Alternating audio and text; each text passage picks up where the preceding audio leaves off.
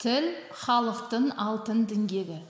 Тіл қай ұлтта болса да қастерлі құдіретті ұғым. Тіл халықтың болмысы дегендей, Қазақстанда тұратын 130-дан аса ұлт өкілдері қазақ елінің тұрмыс мәдениетін, әдебиетін, тілін білуі міндетті.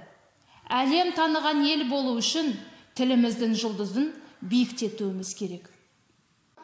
Мен Мұхтарбекова Динара Еркінқызы. Оңтүстік Қазақстандағы Жамбыл облысы Тараз қаласынан Старый Калтон орта мектебіне дипломмен ауылға бағдарламасы бойынша физика пәнінің мұғалімі болып келдім. Тіл ұлттың сүйген тамыры, сыйынатын тәңірі демекші, мен өз тілімді, яғни қазақ тілімді мақтан тұтам.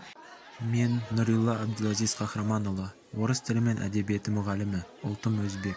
Киелі Түркістан өңірінде туып өстім. Жасымнан ғылым мен білімге талпынып, өзбек мектебінде оқысам да, мемлекеттік тілді сүйіп оқып, Абай, Ыбырай аталарымыздың даналығы мен шығармаларынан нәр алып өскен азаматпын.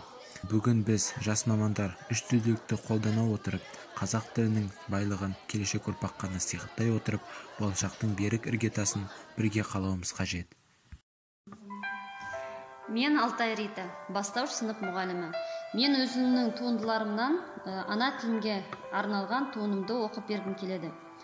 Ана тілім, ардақтым, аяулыным, сенмен атар әр таңым, әр күндерім, сенің арқаң бұл өмірде күн кешем, сен деп соғар, мұна менің жүрегім.